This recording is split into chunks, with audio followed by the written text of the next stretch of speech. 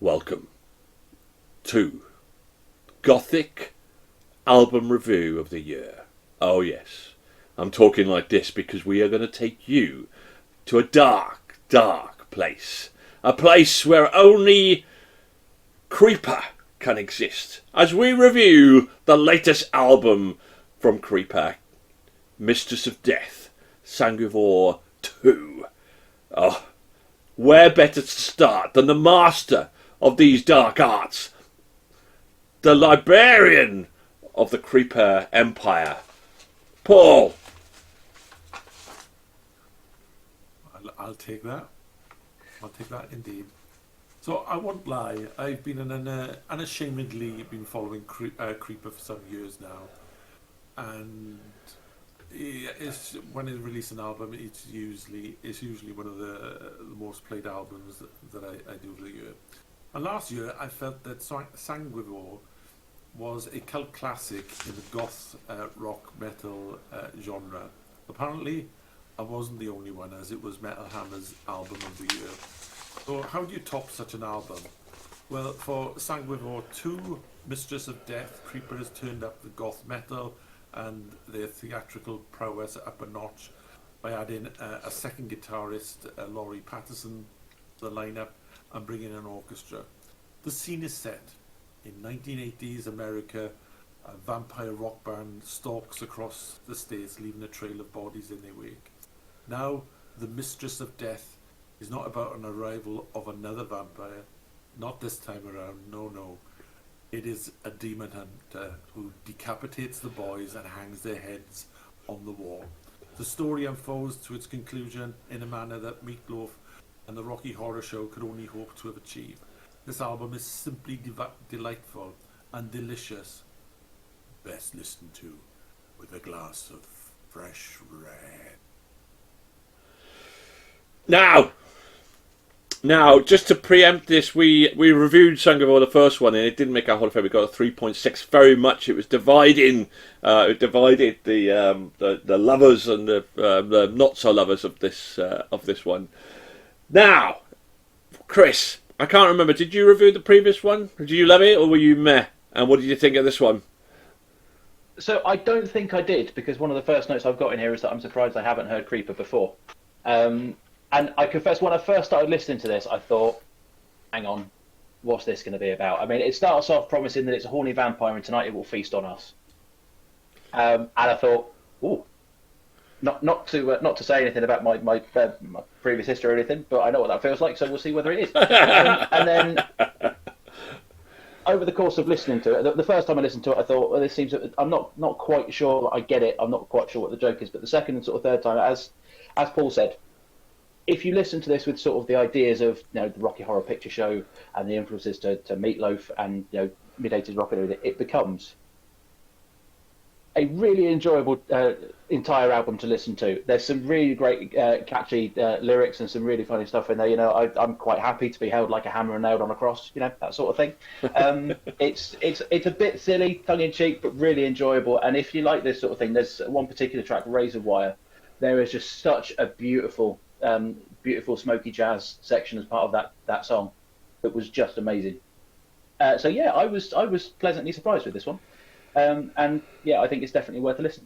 It's again one of those ones where, I really liked it, but I didn't love it, and I'm not quite sure why. But it was a really enjoyable listen, and the more I listened to it, the more I found in it. So yeah, it was a good one to listen to, this one. Trish, now, were you a horny vampire, or were you a rock and roll goddess? Oh, Creeper, you deliciousness of a band, tempting us once again into your vampire blood-sucking gothic world of music. With this offering on this album, this band has produced something, seeing them going from strength to strength, catapulting them to the success of playing arenas around the UK and world that they so deserve. This local band from Southampton.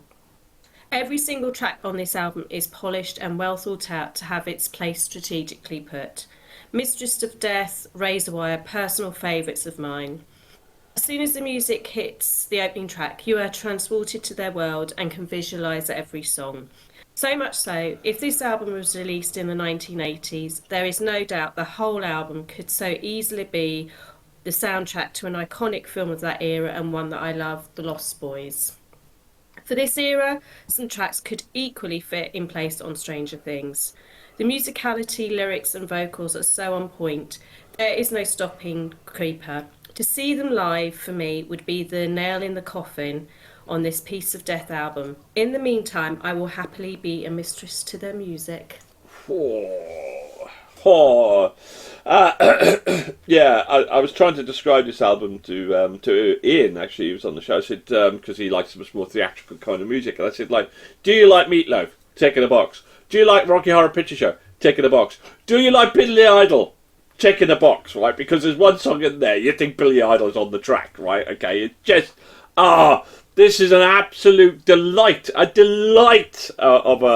it's so, the storytelling is phenomenal, right? And you have to benchmark it. We did an album, and if you like that kind of darkness, and Paul, I think you'd quite like an album called Dayseeker that we reviewed, Creatures of the Night, which is also about London and vampirism and stuff as well. It's very much concept storytelling, but very much a kind of a darker kind of, maybe what Creeper were maybe started out kind of doing. And it's a credible album. It's amazing. And then you had the opposite side with this kind of massive theatrical kind of album that is so goddamn enjoyable, and it's so much fun, and you can relax into it. You don't have to take it seriously, but it's so entertaining. I mean, I'm a massive Meatloaf fan. I've always been a massive Meatloaf fan, and I think, and I said the last time we reviewed this, I felt that, you know, finally there was a band that could maybe step into those shoes, and this album absolutely demonstrates that to perfection. It's the album I couldn't, you know, for me, I end up a bit frustrated because I've got reviewed 16 albums, and so I can't dwell on an album. I couldn't wait to finally finish the 16 and then just do one more listen to and then get back onto Mistress of Death, which I think I must have listened to probably about 3 or 4 times from midweek to the show. I loved it. I absolutely goddamn loved this album. Yeah, one can only hope it will get to our Album of the Year show. Let's find out, shall we? Will it get an automatic place? Will it get into a Hall of Fame? So maybe a wildcard pick? Let's find out then, shall we? Let's start at the obvious places, shall we? Paul?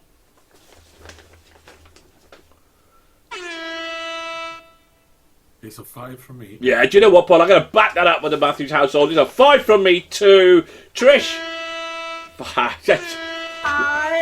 Look, we obviously know where this is going. Hold on, let me just check. Let me just say everybody. Let me check somebody's scores. Oh, well, Andy only gave it a 3.5. Andy, okay, but no worries because Lauren in the office was absolutely raving about this when she first did. We're safe with Lauren. Oh, a 4.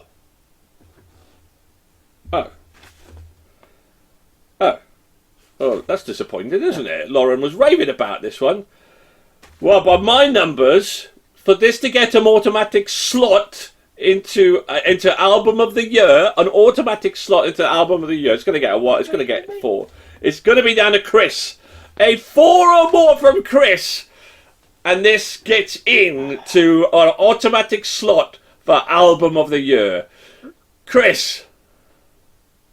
Oh, you have to do it, don't you? You have to set this up. I go with a 4 as well. Yeah! Absolutely brilliant. It gets an automatic slot of 4.6. 4.6, which is absolutely incredible. It's our 14th album of all time, joint 14th album of all time. It's our joint 7th album of the year, which is absolutely amazing. Well, I mean, you would almost automatically think the way I'm talking that this is going to get my top slot, but I genuinely don't know. I really genuinely don't know for Album of the Year. I've got so many choices. Anyway, super exciting. Right, see if all the other lot can sink their teeth into Creeper. What do you guys think? Please leave your comments below and like and subscribe. Thank you. Do you agree with us? Do you go, what are you guys talking about? Be interested to hear. Thank you very much. In the meantime, thank you to Paul. Thank you to Trish and to Chris, and obviously to Lauren and to Andy. Keep on rocking. Bye for now.